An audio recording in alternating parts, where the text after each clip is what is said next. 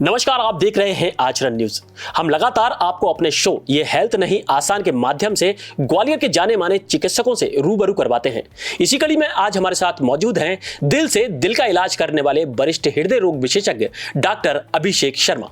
Doctor साहब, आचरण news के स्टूडियो पर मैं आपका बहुत बहुत स्वागत करता हूँ। Thank you so much. Thank you. नमस्कार। सबसे पहला मेरा सवाल आपसे यही है कि हार्ट अटैक आखिर है क्या?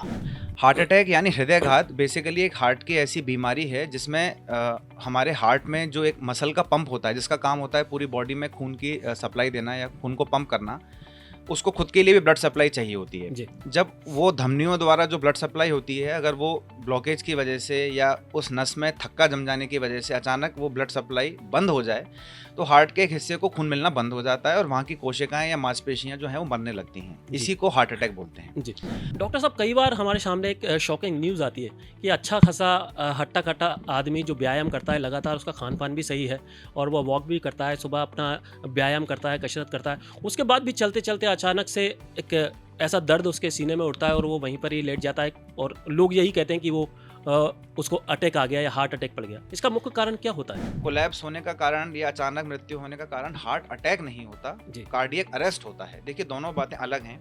कार्डियक अरेस्ट मतलब हमारे हार्ट का किसी कारणवश रुक जाना, और हार्ट अटैक जैसा कि मैंने आपको अभी बताया कि धमनियों में थक्का जमने की वजह से कोशिकाओं का डैमेज होना। हार्ट अटैक कार्डियक अरेस्ट को जन्म दे सकता है। हर कार्डियक अरेस्ट हार्ट अटैक की वजह से नहीं होता।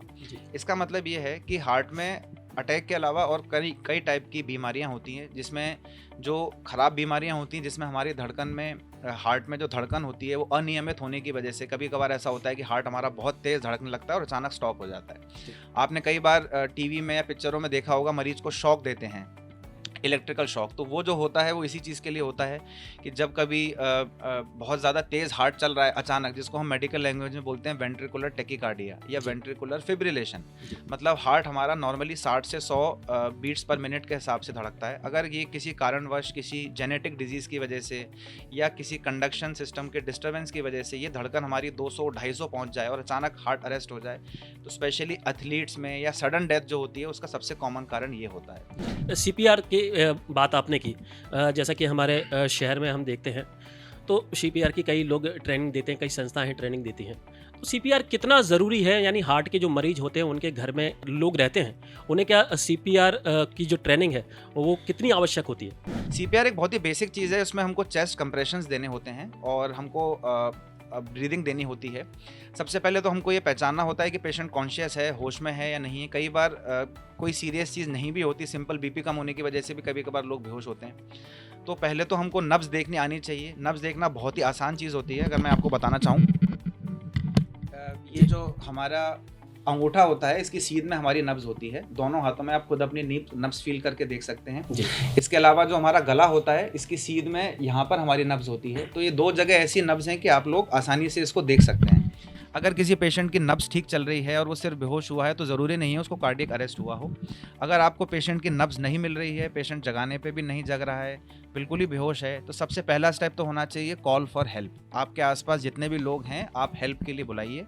आप खुद भी प्रयास करिए, बट जितने ज़्यादा लोग होंगे उतना उसके लिए अच्छा रहेगा। उसके बाद फिर कुछ चेस्ट कंप्रेशंस दिए जाते हैं, जो कि 30 बार देने के बाद 2 बार सांस दी जाती है। उसका भी देने का एक तरीका होता है।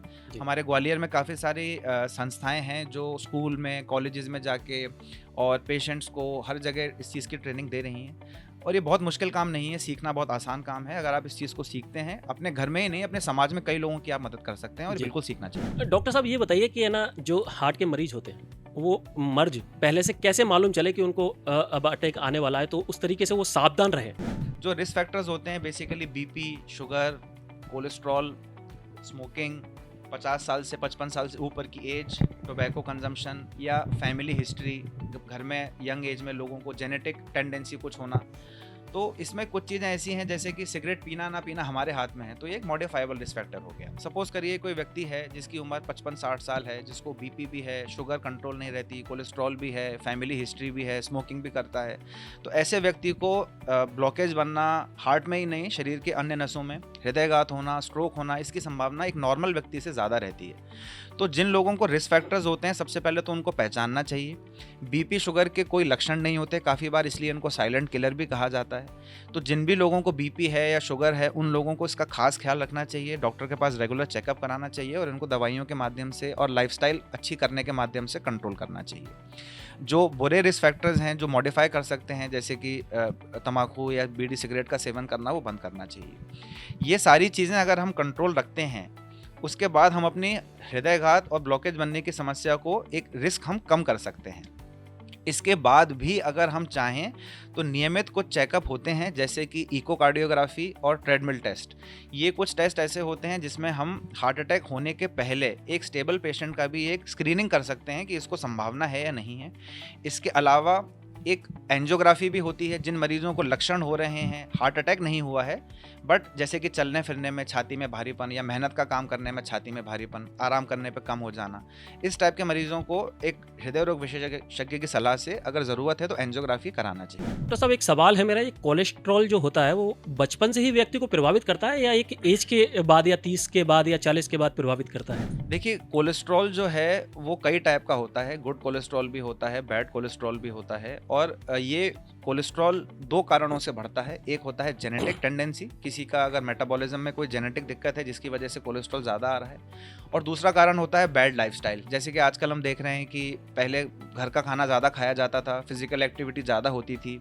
हम अगर अपनी पिछली पीढ़ी या उससे पहले की पीढ़ी की बात करें तो साइकिल पे जाना, पैदल चलना बहुत हुआ करता था। आज की डेट में बहुत कम है, लोग गाड़ियों का इस्तेमाल ज़्यादा करते हैं। खाने पीने में हम बाहर का समोसे, कचौड़ी, फास्ट फूड बहुत ज़्यादा हो रहा है। तो इन सब कारणों की वजह से भी कोलेस्ट्रॉल बढ़ रहा है। ऐसा नहीं है कि कोलेस्ट्रॉल खराब ही होता है, जो कुछ मात्रा में कोलेस्ट्रॉल शरीर के नॉर्मल मेटाबॉलिज्म के लिए ज़रूरी भी है, बट जो बैड कोलेस्ट्रॉल होता है, LDL जिसको बोलते हैं, वो अगर हमारा बहुत ज़्यादा बढ़ा हुआ है तो उससे ब्लॉकेज संबंधित बीमारियां हो सकती हैं। इसके अलावा एक ट्राइग्लिसराइड भी कोलेस्ट्रॉल का रूप होता है, अगर वो बहुत ज़्यादा बढ़ा है तो वो भी एक खतरनाक बीमारी पैंक्रियाटाइटिस का एक कारण होता है।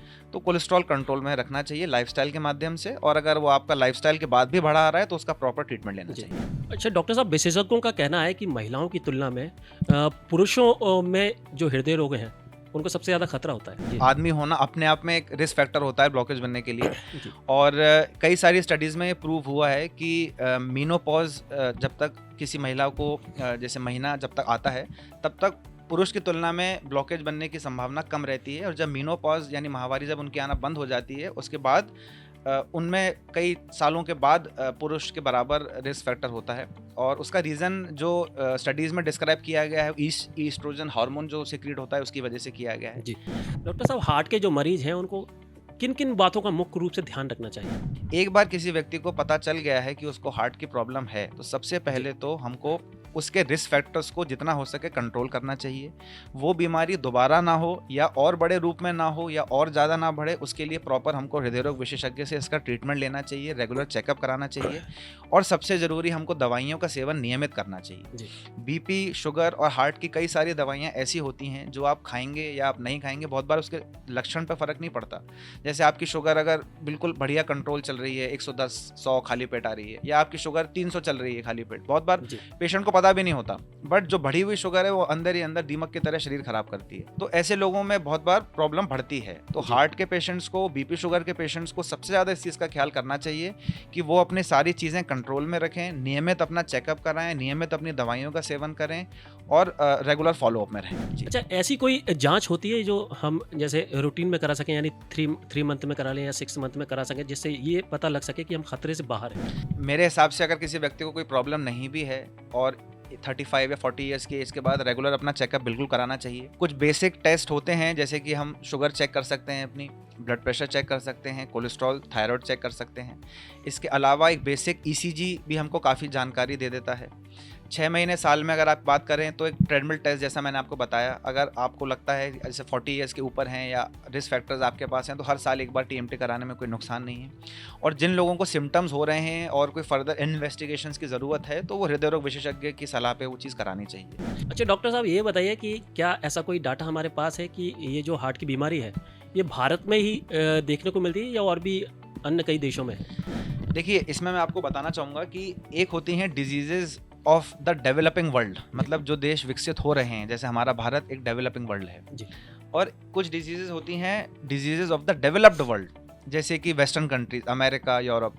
तो कुछ सालों पहले तक 80s के दशक की बात करें या 90s के दशक की बात करें तो हमारे इंडिया में टीबी, मलेरिया, पोलियो या फिर दस्त, उल्टी, जो इन्फेक्शन रिलेटेड बीमारियां हैं जिनको diseases of the developing world बोलते हैं, वो ज़्यादा हुआ करती थी। बीपी, शुगर, हार्ट रिलेटेड दिक्कत, स्ट्रोक रिलेटेड दिक्कत, ये disease of the developed world होती हैं, विकसित देशों की बीमारी। ये हमारे देश में कम हुआ करती थी और वेस्टर्न कंट्रीज में ज़्यादा हुआ करती थी। बट जैसे हमारा देश हर फील्ड में तरक्की कर रहा है, तो ये बड़ी दुख की बात है कि इस फील्ड में भी बहुत तरक्की कर रहा है। हमारा देश diseases of the developed world की भी वर्ल्ड वाइड कैपिटल बनता जा रहा है। हार्ट डिजीज़ के इंसिडेंस की अगर बात करें तो हार्ट अटैक के और शुगर बीपी के जो इंसिडेंट्स, मतलब नए केसेस की संख्या हमारे देश में देखने को मिल रही है, वो आई थिंक वर्ल्ड में किसी भी देश से सबसे ज़्यादा है। उसका रीज़न लाइफस्टाइल रिलेटेड चीज़ें भी हैं और लोगों का कम जागरूक होना भी है, और वो चीज़ अब धीमे धीमे हमारे जीन्स में इम्बाइब होती जा रही है। डॉक्टर साहब, हार्ट के मरीज के लिए पेसमेकर की ज़रूरत क्यों पड़ती है? पेसमेकर आखिर होता क्या है? ये किस लिए काम आता है? किस स्थिति में काम आता है? हमारा हार्ट एक मसल का पंप है, तो उस मसल को, मांसपेशी को कॉन्ट्रैक्ट करने के लिए, धड़कने के लिए एक इलेक्ट्रिकल स्टिमुलस, इलेक्ट्रिकल हिंदी में बात करें तो करंट की ज़रूरत होती है जी। तो जैसे मुझे अभी हाथ मोड़ना है अपना, तो मेरे ब्रेन से सिग्नल जाएगा हाथ मोड़ने के लिए, बट हार्ट को धड़कने के लिए कोई सिग्नल नहीं जाता। हार्ट हमारा 24 घंटे साल के 365 दिन धड़कता रहता है। तो ऊपर वाले ने एक ऐसी प्रणाली बनाई है जिसमें हमारे हार्ट में ही एक सेंटर होता है जहाँ पे करंट पैदा होता है और वो पूरे हार्ट में फैलता है। जैसे जैसे वो हमारे हार्ट में फैलता है वैसे वैसे हमारा हार्ट कॉन्ट्रैक्ट करता है और पूरी बॉडी में ब्लड सप्लाई करता है। किन्हीं कारणों की वजह से अगर हमारा दिल में वो सेंटर जहाँ पे धड़कन पैदा होती है उसमें प्रॉब्लम आए, जिसकी वजह से धड़कन पैदा होने कम हो जाए, या फिर करंट जो फैलने की प्रणाली होती है उसमें कोई गड़बड़ आए, जैसे कि जो हिंदी में बोलें तो जो तार हैं जहाँ से करंट पूरे हार्ट में जा रहा है उन तारों में कोई गड़बड़ आ जाए, जिसकी वजह से हार्ट की मांसपेशियों को करंट नहीं मिल पाए, तो वो ठीक होने के बाद भी धड़क नहीं पाएंगे। अगर हमारा हार्ट नॉर्मली जो 60 to 100 पर मिनट धड़कता है, सपोज करिए अगर वो 15 से 20 बार पर मिनट धड़कने लगे, तो जितना कार्डियक आउटपुट, जितना खून उसको पंप करना चाहिए वो नहीं मिल पाता। तो हमारे जो इम्पोर्टेंट अंग होते हैं, ब्रेन हो गया, लिवर हो गया, किडनी हो गई, लंग्स हो गए, तो इन सबको उतना खून नहीं मिल पाता। सबसे कॉमन चीज़ क्या है कि ब्रेन को उतना ब्लड अगर नहीं मिलेगा तो बेहोशी आने लगती है। तो इस बीमारी के ट्रीटमेंट के लिए एक पेसमेकर करके एक मशीन आती है, डिवाइस आता है, जो हम हाथ में घड़ी पहनते हैं, तकरीबन उस साइज़ की एक मशीन होती है जो कि यहाँ कंधे की हड्डी के नीचे लगा दी जाती है और अंदर ही अंदर तार हार्ट में डाल दिए जाते हैं जी। उसके क्या काम होता है कि वो सेंस करती रहती है कि पेशेंट की खुद की धड़कन आ रही है कि नहीं आ रही। अगर खुद की धड़कन कम आ रही है या जितनी होनी चाहिए उससे कम जा रही है तो वो करंट देना चालू कर देती है ताकि मरीज़ बेहोश ना हो, मरीज़ को लक्षण ना आए। डॉक्टर साहब, एक चीज़ और सुनने को मिलती है हार्ट के लिए कि साइलेंट अटैक बढ़ गया है, तो ये साइलेंट अटैक और अटैक में क्या अंतर है?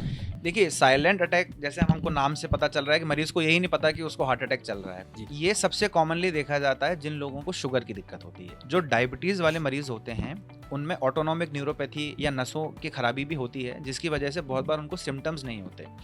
कई बार हमारे पास पेशेंट पहली बार जब आता है तो उसकी कंप्लेन ये होती है कि सांस फूल रही है, और जब हम सांस फूलने के बाद हार्ट की जांच, इकोकार्डियोग्राफी करते हैं तो हमको पता चलता है कि हार्ट की पंपिंग बहुत ज़्यादा वीक है। ऐसे मरीजों की एंजियोग्राफी में कभी कभार देखा जाता है कि तीनों नसों में ब्लॉकेज हैं, काफ़ी ज़्यादा ब्लॉकेज हैं। या जब पहली बार ही पेशेंट चेस्ट डिस्कम्फर्ट के संग आया है और एंजियोग्राफी में तीनों नसों में ब्लॉकेज हैं, तो अटेंडेंट यही बोलते हैं कि इनको आज तक कभी कोई दिक्कत नहीं थी तो अचानक कैसे हो गया। तो साइलेंट अटैक जो आपने वर्ड यूज़ किया वो लेमैन लैंग्वेज में, आम लोगों की भाषा में अगर हम बात करें तो यही रहता है कि बहुत बार ब्लॉकेज के लक्षण नहीं होते, और ये ज़्यादातर उन लोगों में होता है जिन लोगों में शुगर है। इसीलिए मैंने आपको बताया कि जिन भी लोगों को रिस्क फैक्टर्स हैं उनको अपना रेगुलर चेकअप करा लेना चाहिए, चाहे उनको कोई सिम्टम्स हैं या कोई सिम्टम नहीं है। डॉक्टर साहब, आजकल हम देखते हैं कि जो युवा हैं वो अपना हेल्थ अच्छा बनाने के लिए, हेल्थ यानी बॉडी बनाने के लिए वो सप्लीमेंट यूज़ कर रहे हैं, तो वो हार्ट के लिए कितने हानिकारक है? अगर कोई व्यक्ति प्रोफेशनल बॉडी बिल्डिंग में जाना चाहता है या कोई व्यक्ति ऐसा है जिसको एम यही है कि उसको मतलब बॉडी बनानी है, बहुत अच्छी बनानी है, तो उसके चलते सप्लीमेंट्स बहुत सारे लोग लेते हैं। सप्लीमेंट्स भी कई तरीके के आते हैं, कुछ जेन्युइन प्रोडक्ट्स भी होते हैं और कुछ प्रोडक्ट्स ऐसे होते हैं जिनमें मिलावट भी काफ़ी देखी जाती है।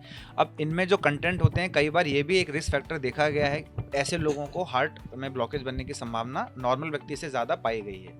तो सबसे पहले तो ये है कि जो नेचुरल सोर्सेज ऑफ प्रोटीन होते हैं वो सबसे अच्छी चीज़ होती है। अगर हम बात करें जो लोग नॉनवेज खा सकते हैं, तो जो एग वाइट होता है, अगर हम बॉइल्ड एग येलो वाला पार्ट निकाल के वाइट पार्ट खाएं, और जैसे जो बॉइल्ड चिकन ब्रेस्ट होता है उसको ग्रिल करके खाएं बिना ऑयल के, तो उसमें काफ़ी ज़्यादा मात्रा में प्रोटीन मिलता है।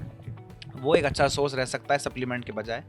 दूसरा, जो लोग प्योर वेजिटेरियन है, अंकुरित दाल, अंकुरित चने, सोयाबीन, पनीर, ये सब एक अच्छा सोर्स होता है प्रोटीन का। और जिनको सप्लीमेंट लेने की बहुत ज़्यादा ज़रूरत है या जो प्रोफेशनल जा रहे हैं, तो उसमें एक प्रोफेशनल की सलाह पे ही ये चीज़ करनी चाहिए। खुद से किसी भी कंपनी का मतलब नॉन ट्रस्टेड ब्रांड का ये सब चीज़ें नहीं लेनी चाहिए। अच्छी ब्रांड्स के जो क्वालिटी चेक प्रोडक्ट्स आते हैं वो भी मार्केट में अवेलेबल हैं, उनकी कॉस्ट थोड़ी ज़्यादा होती है, तो एक प्रोफेशनल की सलाह पे लिमिटेड क्वांटिटी में जो ज़रूरी है उतना ले सकते हैं। डॉक्टर साहब, जाते जाते हमारे दर्शकों को क्या आप कहना चाहेंगे, क्या उनको संदेश देना चाहेंगे, और जो हार्ट के मरीज हैं वो भी इन चीज़ों को समझ सकें? देखिए, मैं सबसे पहले तो ये बोलना चाहूँगा कि हमें बिल्कुल भी लक्षण अपने जो होते हैं उनको नज़रअंदाज नहीं करना चाहिए। अगर हार्ट की दिक्कत नहीं है, बहुत अच्छी बात है, बट लापरवाही नहीं करनी चाहिए। दूसरी चीज़ मैं ये कहना चाहूँगा कि लाइफस्टाइल अच्छी करनी बहुत ज़रूरी है। हम सब देखते हैं कि वेस्टर्न कंट्रीज़ के लोग हमारे इंडियन से ज़्यादा फिट हैं। उसका रीज़न ये है कि वो लोग इस चीज़ की इंपॉर्टेंस समझते हैं, हम लोग इस चीज़ की इंपॉर्टेंस नहीं समझते। खाने पीने में हमको 4 बातों का ख्याल करना चाहिए, सिंपल: प्रोटीन और फाइबर ज़्यादा, मीठा और चिकनाई कम। हो सके तो 25 से 30 मिनट डेली एक्सरसाइज करनी चाहिए। उसके लिए हमें कोई जिम ज्वाइन करने की ज़रूरत नहीं है। अगर हम बेसिक एक्सरसाइज जैसे cycling, swimming, running, jogging, skipping, तेज़ चलना, इतना अगर हम करते हैं तो वो भी काफ़ी इम्पैक्ट डालता है हमारी हेल्थ में। और जिन लोगों को बीपी, शुगर, कोलेस्ट्रॉल, हार्ट संबंधित बीमारियां हैं, वो रेगुलर अपना चेकअप कराएं, रेगुलर अपनी दवाइयाँ खाएं। हम स्वस्थ रहेंगे, हमारा परिवार स्वस्थ रहेगा, समाज स्वस्थ रहेगा और हमारा देश स्वस्थ रहेगा। तो ये थे नेशनल अवार्ड से सम्मानित डॉक्टर, वरिष्ठ हृदय रोग विशेषज्ञ डॉक्टर अभिषेक शर्मा, जिन्होंने हमें और हमारे दर्शकों को हार्ट से संबंधित कई महत्वपूर्ण जानकारी दी। यदि आप इससे संबंधित कोई भी प्रश्न पूछना चाहते हैं तो हमारे कमेंट्स बॉक्स में भेज सकते हैं।